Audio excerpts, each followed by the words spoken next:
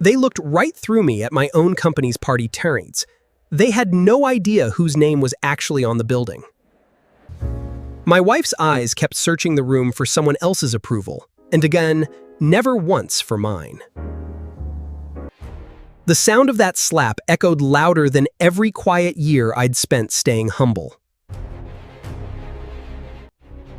She had no idea the man she just humiliated owned every light in that ballroom. Tonight, the nobody they laughed at was about to remind every one of them who really signs the checks. If you've ever been made to feel small by someone who was supposed to love you the most, stay with me until the end of this one. And if stories like this hit home, hit that like button and subscribe, because what happened to Daniel Cross in that ballroom is something none of us will ever forget. Daniel Cross had learnt over the last 6 years exactly how to disappear inside a room full of people. He knew how to nurse a single glass of champagne for an entire evening, how to nod at the right moments in conversations he wasn't really part of, and how to make himself so unremarkable that nobody at Vantage Industries ever asked him a second question. To the 2,000 employees who worked in the gleaming tower downtown, he was simply Dan from Systems Integration, a quiet 40-something IT specialist who kept to himself, ate lunch alone, and drove a 10-year-old sedan that had seen better decades. Nobody looked twice at him. That was exactly how he wanted it. What none of them knew, what not even his wife Claire knew, was that Daniel Cross had built Vantage Industries from a folding table in a rented garage 19 years earlier. He had written the company's first line of code, signed its first lease, and hired its first employee. And when the company exploded into one of the most valuable logistics software firms on the West Coast, Daniel had done something almost nobody in his position ever does. He stepped back. He placed his controlling shares into an anonymous trust managed by a discreet law firm, took a modest board seat under a corporate alias, and asked to work, quietly, inside the very company he'd created, not to hide from success, but because somewhere along the way, he had realized that money had never been what made him feel alive. Building things had. Watching problems get solved had. Being needed for something real had. So he came to work every day as Dan, fixed servers, mentored junior engineers who had no idea who he was, and let the company's public face, a rotating cast of hired executives, take the interviews and shake the hands. It hadn't been a secret from cruelty. It had simply never come up. Daniel told himself, again and again, that he would explain everything to Claire one day, when the time felt right, when he trusted that she loved the version of him that fixed the leaky faucet and remembered her coffee order, not the number sitting quietly in an account he rarely even checked. But the years had a way of sliding past, and the marriage that had once felt like a partnership had slowly become something closer to two people living parallel lives under the same roof. Claire had grown restless long before that night. She worked in marketing at a rival firm, surrounded by ambitious, well-dressed men who talked about acquisitions over expensive dinners, and she had started to resent the quiet, unremarkable husband who came home smelling faintly of server rooms and take-out coffee. She loved comfort, admiration, being seen. Daniel gave her steadiness, but steadiness, she had decided somewhere in the last 2 years, was not the same thing as being alive. That was when Marcus Reyes entered the picture, a newly appointed VP of Business Development at Vantage Industries, all tailored suits and easy charm, the kind of man who filled a room the second he walked into it. Claire had met him at a conference 8 months earlier, and what began as flattering attention had slowly become something neither of them bothered to hide very well anymore, at least not from each other. The night of Vantage's 10th anniversary, gala was supposed to be a celebration.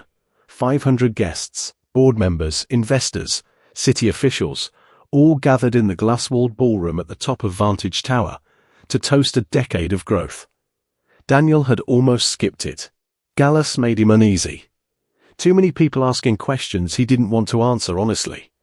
But Claire had insisted they attend together, for appearances, she'd said, and Daniel, still hoping, in some quiet corner of himself, that showing up for her mattered, had put on the one good blazer he owned and gone. He should have known something was wrong the moment they walked in. Claire had barely looked at him all evening, her attention drifting again and again toward a cluster of guests near the stage where Marcus stood, effortlessly commanding a small crowd with some story about a deal he'd closed. Daniel drifted to the edges of the room, the way he always did, watching his company's 10th anniversary unfold around him like a party he hadn't quite been invited to, even though his name, his real name, was on every deed, every server, every payroll account in the building.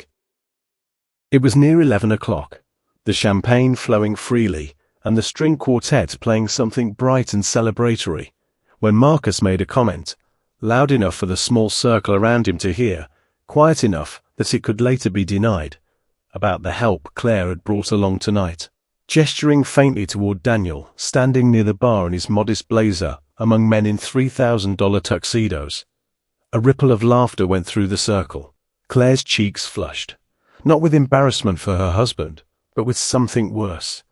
The fear that Marcus's attention and the admiration of everyone watching might slip away if she didn't do something to prove she wasn't tied to someone so beneath the room. So when Daniel, sensing the tension, quietly approached and asked if everything was all right, Claire did something that would replay in the minds of every guest in that ballroom for years afterward. She raised her hand and slapped him, hard, deliberate, in front of the board of directors, the city's business elite. 3 local news reporters, and everyone Vantage Industries had spent a decade building relationships with, simply because Marcus was watching, and some desperate, ugly part of her wanted him to see that she had no patience left for the quiet, unremarkable man she'd married. The ballroom went silent. Champagne glasses froze mid-air. Somewhere near the stage, a photographer's flash went off, capturing the exact moment Daniel Cross's cheek reddened under the chandelier light. For 3 full seconds, nobody moved. And then Daniel did something nobody expected. He didn't raise his voice. He didn't defend himself, didn't explain, didn't even look particularly wounded.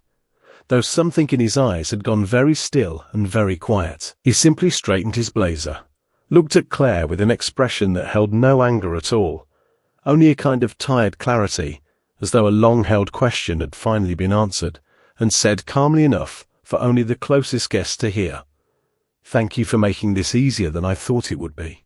Then he turned and walked toward the small stage at the front of the ballroom, where the MC had been about to introduce the evening's closing remarks from the company's board chair.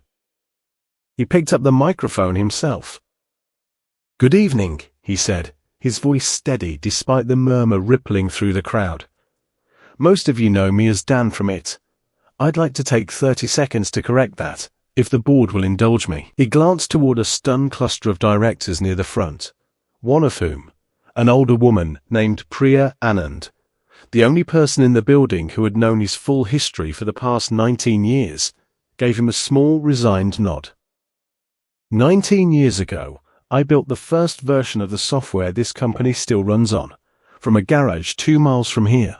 I've held a controlling interest in Vantage Industries this entire time, through a trust most of you have seen mentioned in filings, and never once connected to the man refilling the coffee machine on the 4th floor. I chose to work quietly inside my own company, because I wanted to remember what it felt like to build something, not just own it. Tonight, my wife just reminded 500 of you, very publicly, what she thinks of that choice. A ripple of shocked laughter, uncomfortable and disbelieving, moved through the room. Marcus Reyes had gone pale near the stage, his easy charm nowhere to be found. "I also want to thank Marcus Reyes for a different reason," Daniel continued, his tone still calm, almost gentle. "Because it turns out our internal audit team, at my request, has spent the last 6 weeks reviewing a series of unusual vendor contracts routed through his department. Contracts that appear to funnel a significant percentage of company funds to shell entities registered under names I suspect several of you will recognize very soon. Federal investigators were briefed on our findings this morning, and I understand a few of them are actually here tonight as guests." He nodded toward 2 unassuming men near the bar who had, until that moment, blended perfectly into the crowd of catering staff and quiet observers. One of them gave a small professional nod. The ballroom that had gone silent for the slap now went silent for an entirely different reason. Marcus Reyes was already backing toward the exit when one of the federal agents moved to intercept him, speaking too quietly for the room to hear, but clearly enough that everyone understood exactly what was happening. Claire stood frozen near the stage, the color draining from her face as the weight of what her husband had just revealed, about himself, about the company, about the man she'd humiliated him for, settled over her like ice water.